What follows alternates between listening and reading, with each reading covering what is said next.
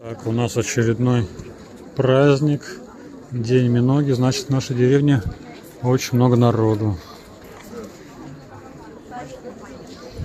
Продается, конечно, одно и то же из года в год.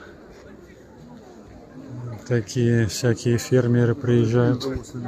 Но и людей каждый год приезжает много.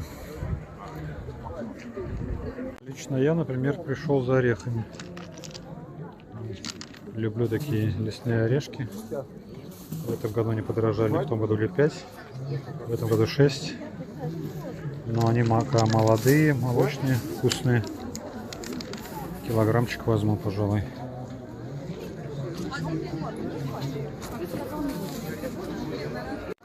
Знаете, куда эта большая очередь стоит? За супом. Суп из миноги. Все его очень любят.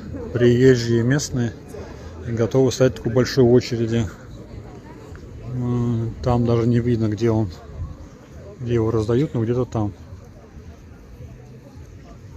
Сам мэр goroda разливает его. Suur tänu, Imre! Ja veel kord rõhutan tähelepanu, ma ei tea, kas nii kaua, kui me oleme siin sinuga rääkinud. Selline väga ilus, mingis mõttes ka teejuht, ma ütlen. Ja siin on ka info